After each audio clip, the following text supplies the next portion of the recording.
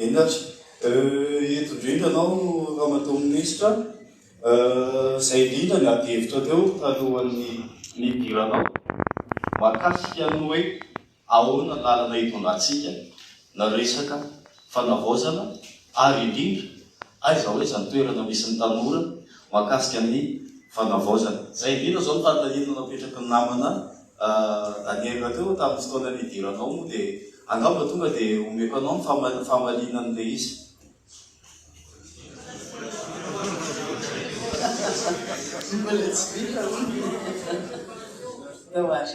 Raha mbola tsy vita ilay zavatra nataonareo teo a, iaina aloha zahay rehefatsika toisytsika tsy tapaka intsony izy aveo.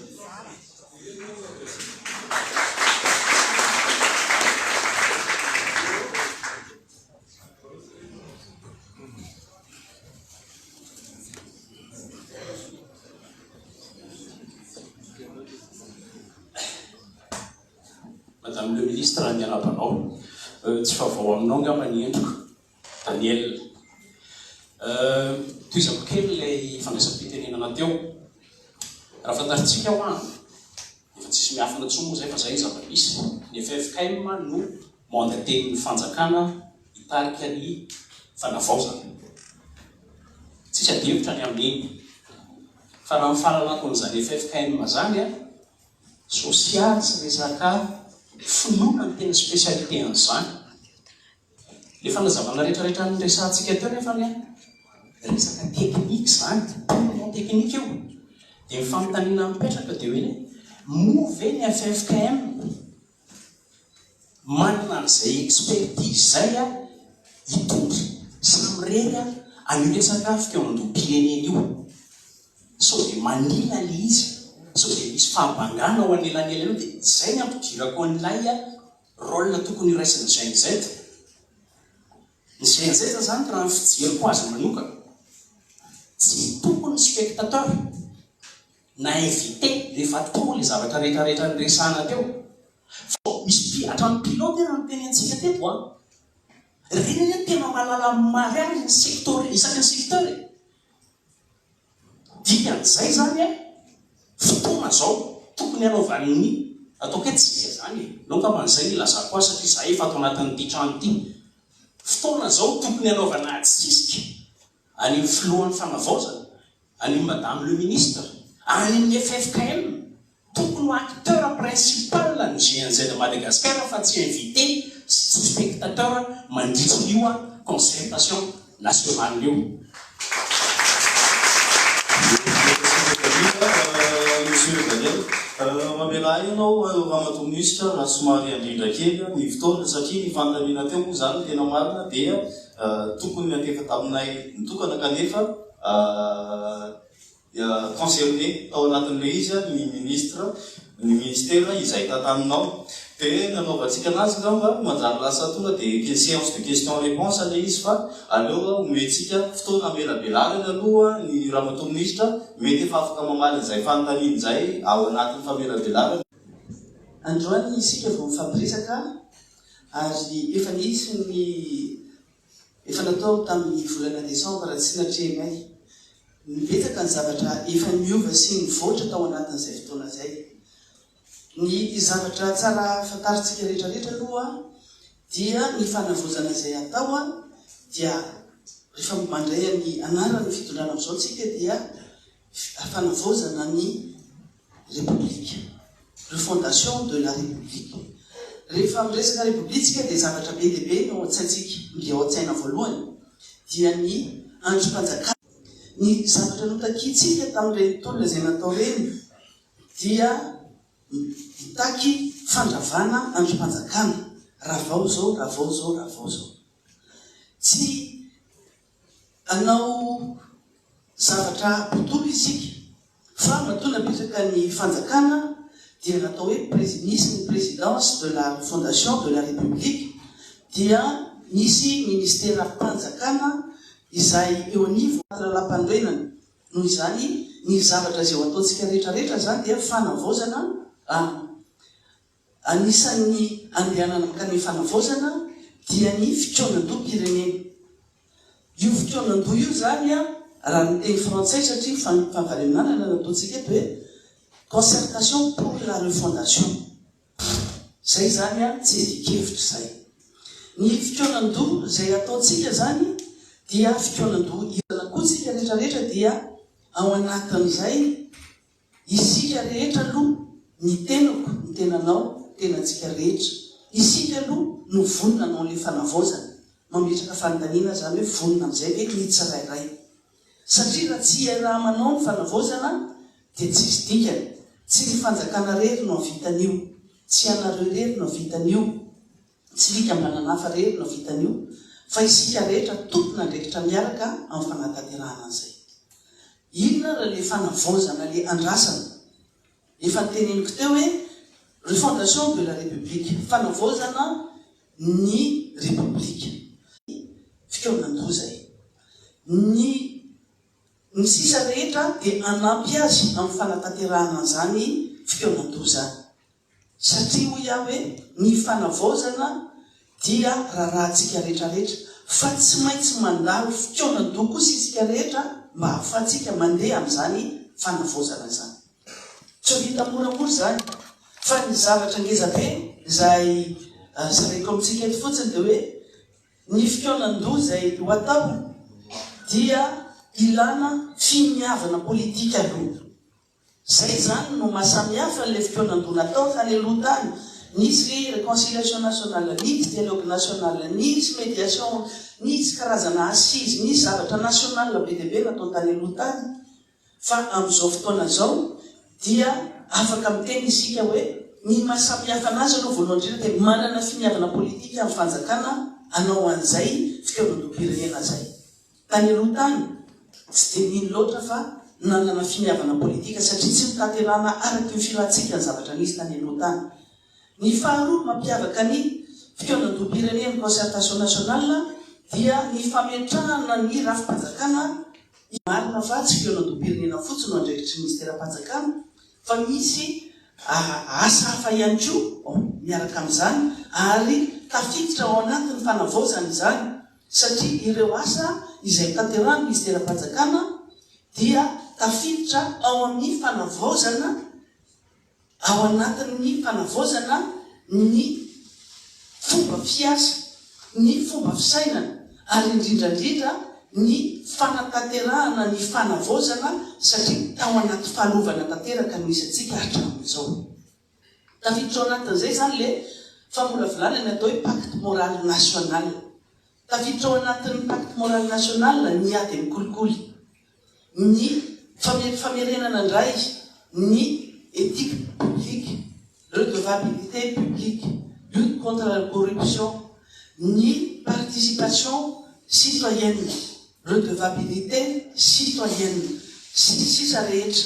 Ireo rehetrarehetra ireo miara-mirindra, miara-dalana amin'ny fanavaozana ary ny fanavaozana ny rafi-panjakana, ny androm-panjakana. Ny androm-panjakana tsy voatery hoe ho arodana, fa misy androm-panjakana efa mijoro, fa mety ny fikitihana ny olona na ny fomba fanendrena na ny fanomezana ny fahaleovantenany kokoa, na tena hoe fahaleovantenany tena marina. Satria misy ireo rafitra ao anatin'ny lalam-pandroena sy fantatsika, raha ohatra ka resaka ady mikolokolo ny resantsika dia fantatsika fa tsy naomby zany. Miresaka Bianco tsika, miresaka Samifine sika, miresaka ny inspection générale de l'État sika, miresaka ny rafi-pitsarany sika. Ny akamaroan'ireo mba tsy tenenako izy rehetra dia saika miraikitra amin'ny fiadidinan'ny repoblika hatramin'izay. Ka noho izany lasa natao fitaovana politika dia natao hanenjehana olona fotsiny, fa tsy natao anasaziana ny olona manontsy manota sy manontsy mety eto amin'ny firenena. Mikambana sary nataontsika hoe rattaché la présidence zany rafitra nidina amin'ny kolokolo zany. Ireny anisany tsy maintsy ioresahana ary angalana ny hevitry ny rehetra. Ny ministera-panjakana manokana tsy andeha hiteny hoe raha voty na ataovy an'izao ty,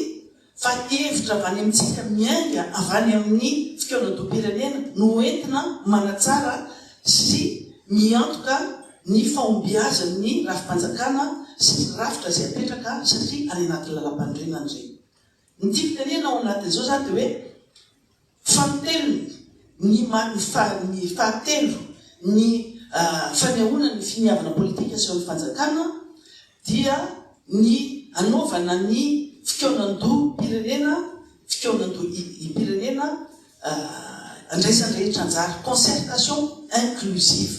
Rehefa miresaka concertation inclusive zay dia isika rehetra zany tafiditra ao anatin'izay ary indrindrandrindra ianareo tanora jeune Z izay nanao ny ainareo tsy zavatra ary mitondra ihany koa anjara ngeza be amin'izao fivana zay atrentsika zao. Ny manaraka an'izay ihany koa dia ny fikeonan-doha zay atao tsy mitovy amin'ny tany aloha tany hoe avany ambony no mandeha makaty tsy makany ambany akory fa tonga dia teo ambony latabatra. Raha nanao réconciliation nationale na concertation nationale zay nazianarany tany aloha tany tonga dia afa tia amin'ny fiadidinan'ny république tany amin'ny présidence dia efa nisy volavolan-javatra navoaka ny avany na hevitra na lalam-pandrena na inona zany dia tonga dia nentina teo ambony latabatra dia nodinian'ny olona zay voafantany zany hoe exclusive zay olona tiana natsona dia ireny no nandray anjara na teny SSI vato na tany amin'ny toeran-kafa dia solotsolona olona tsy mahasolony rehetrarehetra no tonga nanapaka an'izay zavatra tapahana dia hitatsika fa tamin'ny ankapobeny dia tsy niresaka mahakasika ny fiainana manontolo. Anao resaka fiainana manontolo sika dia ho resantsika ao anatin'ny fikeonan-doha-pirenena ny resaka ekonomika, resaka ara-sosialy, resaka kulturaly, resaka mahakasika ny fampianarana, mahakasika ny fahasalamana, ny fiainantsika andavanandro, ny système éducatif sy ny sisa rehetrarehetra maro samihafa. Maro ny tematika hoentinay ho atolotra volavolana tematika fa ny anareo mpandray anjara sy izay mpandray anjara isaky ny sokajany fikeonan-doha no hitondra sy angataka ihany koa hoe ity mangatanay hodiniana mandritra fikeonan-doha. Mahasamihafa hoy ny fikeonan-doha zay atao amin'izao fotoana zao dia avany any fotony miakatra aty ambony. Miakatra fotony izay resana dia miala any fokotany. Ataony hoe any amin'ny niveau communautaire, any fokotany zany dia miakatra aty amin'ny commune, miakatra district, miakatra ny faritra région, dia ny fikeonan-doha nasionaly eto Antananarivo zany nanovana azy zay. Ny efitra rehetra zay miainga ny fotony dia tsy maintsy misy ny lalakevitra na ny guide hoentin'ny rehetra anatanterahana ny fikeonan-doha fa tsy ho ataontsika resaka tolaboka hoe andeha andany fotoana betsika fa efa samy mba mahay na mba manakaikikaiky ny zavatra tokony ho atao mba hahafahan'ny rehetra mandray anjara fitenenana fa indrindrandrindra ny rehetra rehefa vita ny fikeonan-doha zay atao isaky ny etape dia samby atsara tena hoe izahay tena nandray anjara tokoa tamin'ny fikeonan-doha tamin'izao fikeonan-doha zay karakaraintsika zao. Ny hevitra rehetra zay hoentina dia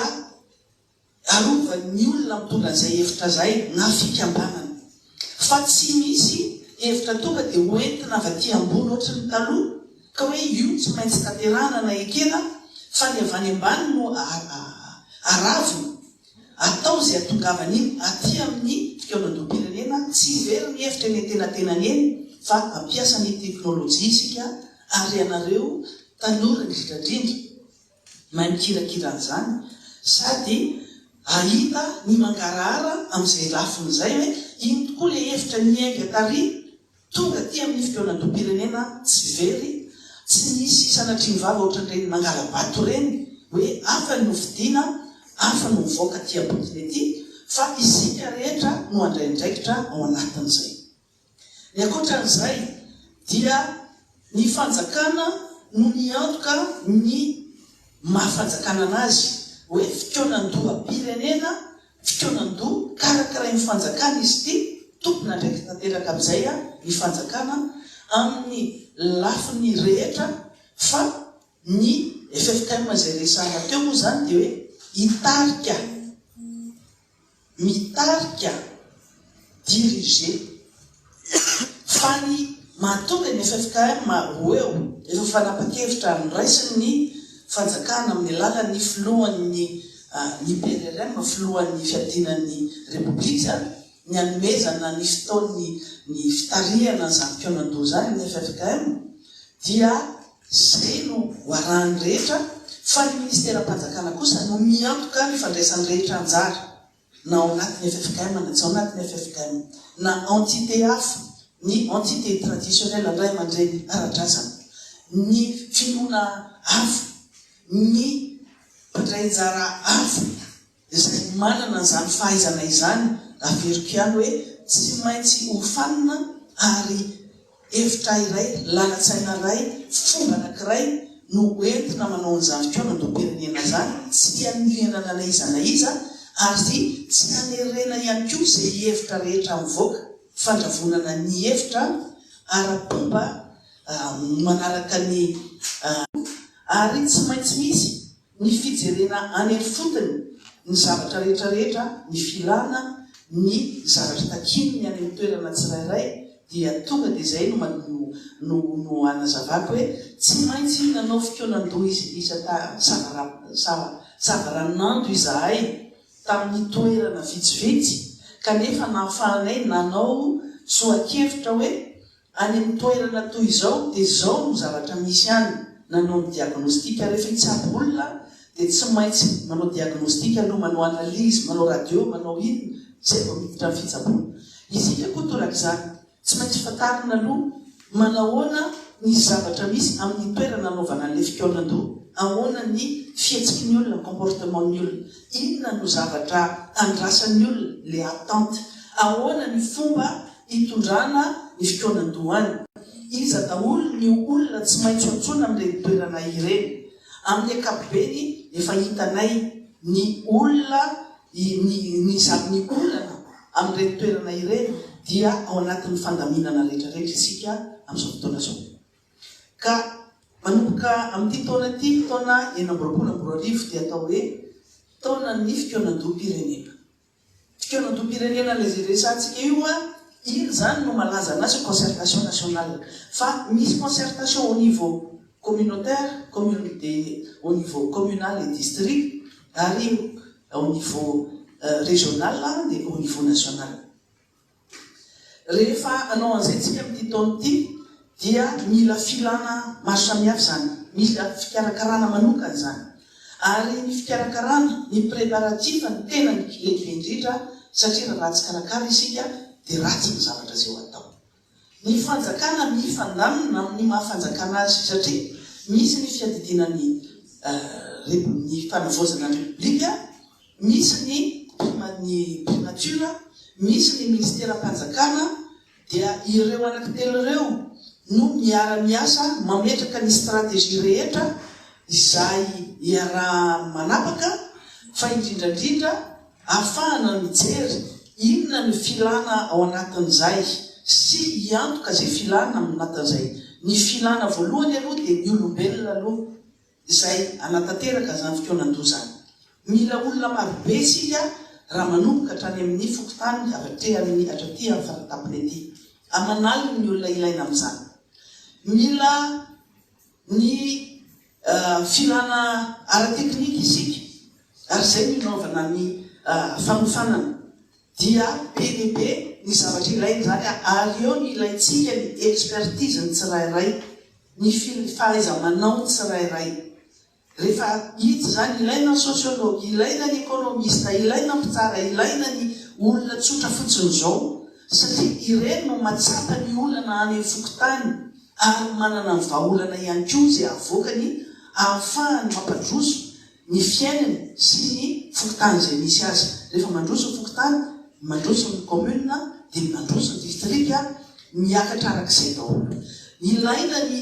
tanora satria ny vahoaka malagasy dia ny tanora zao ny betsaka indrindra afaka taona vitsivitsy zany dia ianareo reo no tompona andraikitra sy andraindraikitra amin'ity firenena ity mila tsara omantsika rehetra ao anatin'izay fa ny tanora koa tsy manana asa indrindra fa ireo navita fianarana tsy maintsy anaovantsika kao amin'ny fitoanan-doha zany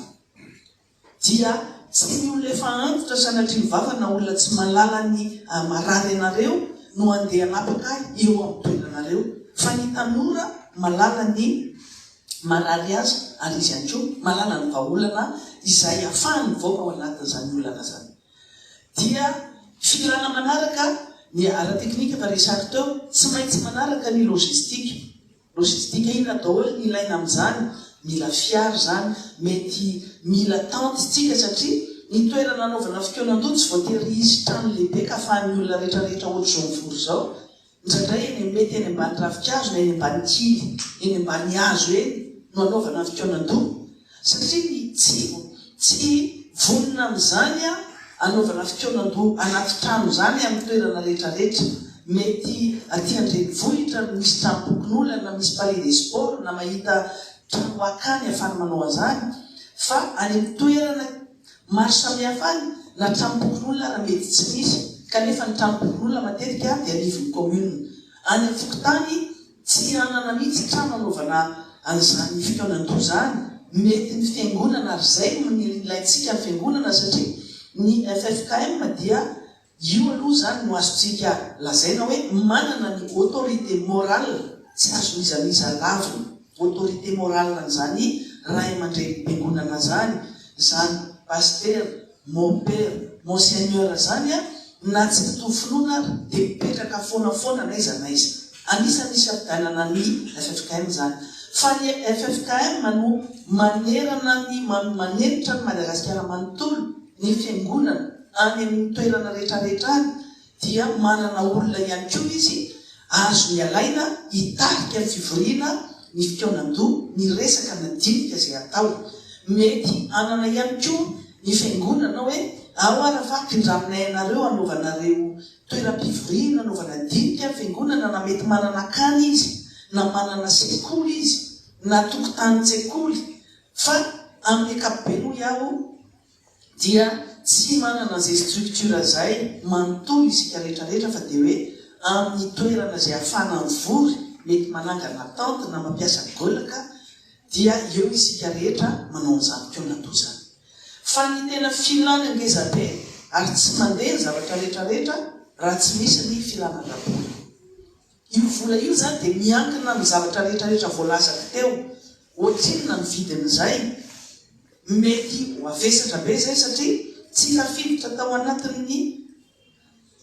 teti-bolam-panjakana 920 teo ny vola izay entina manaovana fikonan-doha, satria efa voavolavola mialohan'ny fotoana ny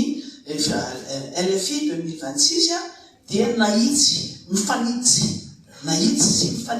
amin'izay tratra aloha ny LFI 2026 mba hisy ny fitohizam-pahefana. Fa rehefa tonga ny LFR, ny teti-bola asiana tena hoe responsabilité commune fa tsy responsabilité partagée, tena fandraisana andraikitra miaraka dia manao antsoavo, miantso ny tsara sitrapo rehetrarehetra isika anao fititsy mba hetra hitonga izay vitany. Za tsy ny tena hoe voatsarambon'ny tanana, satria rehefa manao voatsarambon'ny tanana zay dia tsy tena le vokatry ny fotsiny le tena ananana no atao, fa tena hoe fandraisana andraikitra. Misy olona mety tsy anana fotoana, tsy anana aina na tsy anana fahafahana anao an'ilay fikonan-doha hiteny na andeha toerana lavitra, fa ozy izy hoe ity ampindraminay anareo fiarakodia ohatra, ahafahanareo tondra ekipa mandeha makare, iny misy bisikileta, iny misy moto, iny misy vary, iny misy vola, misy an'izao rehetrarehetra ahafahantsika manatanteraka an'izany, ahitana fa isika rehetra no miara-mientana anao an'izany fikonan-doham-pirenena zany. Fa indrindrandrindra ho antsika malagasy, fierté nationale ity fikonan-doham-pirenena ity. Mahomby ny fikonan-doha izay ataontsika rehefa isika rehetra no mandray andraikitra sy mandray anjara. Rehefa isika rehetra no manapa-kevitra hoe engagement zany izy ity, fanoloran-tena sy fanapahan-kevitra andeha anao fikonan-doham-pirenena mba ho anatanterahana ny fanavozana tadiavintsika rehetra. azonareo ngamba hoe zavatra sarobidy amintsika ity fitoanandoha hafa nytany aloha ty dia tsy teny fotsintsika hoe aiza toeranay ahafahanay manao an'izao fa ny voalohany indrindra aloha hoe vonina anao an'izany fitoanandoha-pirenena ary indraindraikitra amin'izany fitoanandoha-pirenena zany. Rehefa vonina amin'izay dia inona amin'izay ny anjara biriky hoentiko ao anatin'izay? Ny fahaizako ve? Ny saiko ve? Ny fananana zay azoko mena ve? Ny fitaovana zay azoko mena ve? Zany rehetrarehetra zany no fanehoana fitiava-tanindrazana ary fitiava-taninjanaka ho antsika rehetrarehetra. Sarotiny amin'izany sika rehetrarehetra matoa ny joro tamin'ireny fotoana nanaovana an'ireny tolona izay natao reny dia mino fatao anatinareo tsiraray izay fitiava-tanindrazana zay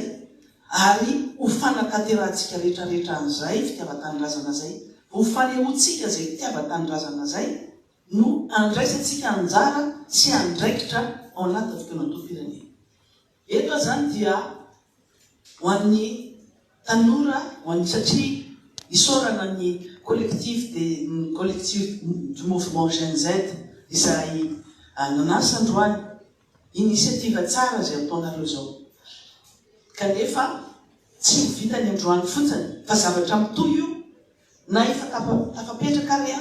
ny olona zay tondra ny firenena ao aorianany fitoanandoha-pirenena, ao aorianany fifidianana ny lalam-panorenana vaovao izay andianantsika any amin'ny repoblika fahaty.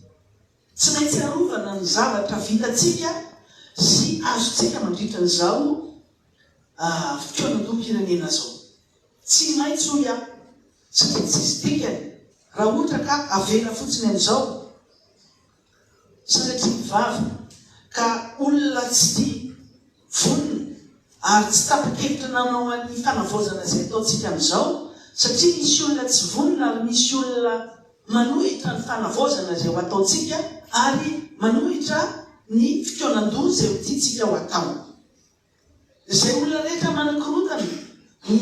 anaovana an'izany fitoanandoha-pirenena zany sy manakorotana anaovana izany fanavaozana zany dia fahavalon'ny fanavaozana sy fahavalon'ny olona te androso sy hanavao ny firenena. Rehefa vita hoy ny fitoanandoha-pirenena satria inona ny tanjona tadavintsika dia efa voalazako rehetrarehetra teo fa ny andravonana ny hevitra rehetra mivoaka avy eo amin'ny fitoanandoha-pirenena dia entitsika mandrafitra amin'izay lalam-panorenana vaovao.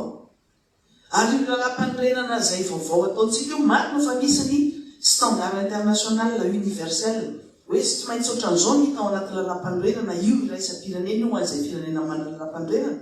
fa misy zavatra maro azontsika ampidirina ao anatin'ny lalam-panorenana. Eo zany no tenenako hoe azo ampidirina ao anatin'ny lalam-panorenana ny hevitra tiantsika ho arovana mandritra ny fotoana maharitra. Ohatra, matoa ny firenena ny ivelan'ireny tafavoaka ary mandroso. Nisy firenena efa taty aoriana be taty miaraka ta Madagasikara efa lasa lobe ka lasa puissance mondiale économique. Fa isika tavela ohatra zao dia satria tsisy finiavana politika teto Madagasikara, fa ny antsika tsy mba nanana an'izany atao hoe vision à long terme, très long terme zany, vina lavitrezaka, tena lavitrezaka. Raha ohatra ka mahakasika ny fianarana fotsiny, système économique, système éducatif, isaky ny miova ny gouvernement na miova ny filoham-pirenena dia miova ihany koa ny rafim-pampianarana, dia tsy mitohy mihitsy n'ilay izy fa isaky ny miova zany dia miova dia tsy misy continuité mihitsy dia manandrakandrina foana kiasika ny fampianarana. Dia fantatritsika mitohy hatreny amin'ny université zany dia lasa zavatra tsy tena filana ny tena zavatra misy fa zavatra arakaraky ny zavatra tiany mitondra fanjakana. Azo ampidirina anaty lalam-panorenana zany. Tsy zahay nefa no hiteny hoe zao tsy maintsy ataonareo hevitra entina midinika zany zavatra zany. Ohatra zany ihany koa système économique ny any ivelany any misy vision 40-50 ans. Niza mpitondra eo manaraka an'izay daholo ary manatanteraka an'izay, fa tsy hoe isakiny manao fifidianana dia hoe misy projet de société, tsy tena mbola projet de société koa ary ny sasany, fa dia arakaraky ny hevitrany, arakaraky tsy ny hevitrany, arakaraky ny inona moa zany ny dandikanana zany hoe humeurny, arakaraky ny fa inona fiteniny zany arakaraka ny fitanam-po zay no zavatra tanterahana mety tsy ao anatin'ny lalam-panorenana tsy ao anatin'ny PGE tsy ao anatin'ny inona fa dia entany-po iny fotsiny izy dia mivany eny an-dalana eny ny zavatra makasika ny ekonomia ka raha te hanana vision à long terme tena hoe fivina lavitra ezaka isika azo ampidirina anaty lalam-panorenana zany fa tsy maintsy dikevitra amin'ny rafitra isaky ny rafitra anaovana ny fikaonan-doam-pirenena toy izany ko ny resaka fahasalamana ny resaka zavatra maro samihafa izay hotapahantsika ao anatin'izany fikaonan-doam-pirenena zany ny tiako ambalantsika rehetrarehetra dia izao ny fahavononana misy ny finiavana misy fa ianareo izay eto manoloana ny tenanay izay andray anjara amin'izany fikaonan-doam-pirenena zany ametrahana fanontaniana hoe ahoana tokoa momba izany efa isorana fa be dia be ny hevitra avy aty aminareo efa nisy name document ahafahana mamolavola zavatra azo entina fa ny fikaonan-doha zay tsy ny zavatra rehetra zay tsy maintsy atao kosa dia tsy maintsy tenerana tsy maintsy tenerana fa tsy isy intsony araka ny teneko hoe misy parachutage na isy hoe fanerena hoe miimposé fotsiny ohatr'izao hoe izahay eto amin'ny fikaonan-doha paritra ny tonga dia anao sanatry ny vava anao ampirehetra hoe nenay tsy maintsy resana ato fa tsy maintsy tenerana zavatra atao noho izany zavatra resako rehetrarehetra zany dia izao misy ny olona atao hitarika miaraka amin'ny FFKM misy ny olona atao izay andray anjara amin'izay tematika rehetra izay atao mpandray anjara zany dia eto zany dia efa miteny ny olom-boafidy rehetra na izy amperinasa dia tsy mahazo mitarika ny fikaonan-doam-pirenena mba tsy blika ny zavatra atao mba tsy ho hevitra sanatry ny vava hevitra politika amin'ireny olom-boafidy ireny no entiny amin'izany fikaonan-doam-pirenena zany mila neutralité ary tsy fitalanana miatsy na miatsy ny fitarihana zany fikaonan-doam-pirenena zany izay anisan'ny tadiavina amin'ny FFKM ary hitany ny FFKM zany satria afaka mitazona an'izany ny FFKM hoe tsy mitalila amin'ny antoko politika na amin'ny antokon'olona manokana fa tena hoe hitarika an'izay fahamarinana zay ary hitandro an'izay tsy fitalalana zay izy ihany koa ny FFKM ndray aman-dreny azafady ray aman-dreny afaka hitaraina na raha ohatra ka amin'ny fiainana andavanandro afaka mampiavana zany ray zany ny FFKM zany toy ireo ray aman-dreny ao anatin'ny fiangonana hafa ny fanatanterahana sy ny pitsopitsony rehetra nefa tsy androany no resantsika zany ianareo mitaky ary maniry ny hitarika dia zay amin'ny ambakovanginy ny zavatra tsara fitaritsika makasika ny fikaonan-doam-pirenena zany ny fanontaniana zay ho ataonareo rehetrarehetra rehefa aveo dia manodidina an'izay zavatra voalaza rehetrarehetra izay fa ny aveliko foana ny toerana misy anareo mouvement collectif de mouvement de jeunes Z io efa misy toerana ao anareo any fa kanefa kosa misy hafa ihany koa satria be lehibe anareo jeunes Z authentique pirate oy zao efa tsara rehefa hoe misy collectif aloha fa rehefa mandeha any faritra any na miala eto amin'ity toerana ity dia tsy reny le tena izy fa reto izy fa letsika zavatra miabona diavintsika hevitry ny rehetra tsy fanambany sanatry ny vava ilaina daholy na ny olona nianatra na ny olona tsy nianatra fa indrindra reny ny olona maronisa ny antsampamokatra ny tanora izay any ambany ravikazo rehetrarehetra any afa ny filany tsy ohatra ny filantsika tiandrenivohitra afa mihitsy ny azy feno tanora any amin'ny toeran-kafany misy olona afa ihany koa afa ny filany any amin'ny toerana any valopolo isan-jato malagasy dia mpantsampamokatra dia mila eritreretintsika zany satria hoe zay zavatra enina ombetene satria mandehananao fa fikonan-dosavana amin'andro dia hoe tsy ao an-taninarivo rery tsy anareo taninarivo rery Madagasikara tsy ao an-taninarivo rery novahana ny olana fa ovahana daholo manena Madagasikara ny harem-pirenentsika raha isika rehetra no misitraka azy dia farak'izay ho sambatry ty Madagasikara ty Madagasikara ty bebe tsiriritra isika no hiaro azy ao anatin'ny fikonan-doam-pirenena no anaovana zany misy zavatra maro makasika Madagasikara ny fiandrianam-pirenena ny harem-pirenena reo rehetrarehetra reo mba ny malagasy no misitraka azy ary tafiditra ao anatin'ny programan'ny gouvernemanta ny anomezana sehatra ny tanora malagasy ny malagasy mba hita ny anjara masoandra ao amin'ny sehatra fifandrarana ary ekonomika zany amin'ny fandrarana na amin'ny tsy voatery zavatra tokana anankiray ihany fa sady manan-tsaina no manam-pahaizana no manan-talenta malagasy ho ampirisiana amorona orinasa fa ho ampiana amin'ny fanondronana zany orinasa zany efa misy ny zavatra eritreretina ho an'izany kanefa ihany koa ny hevitry maro matakadavitra averiko etona foana hoe ny zavatra rehetra hoentitsika dia fanavozana amin'ity firenena ity fa tsy mijanona ombikonan-doam-pirenena fotsiny zay angamba no everiko tokony ho lazaina dia any anaty fanontaniana fanampy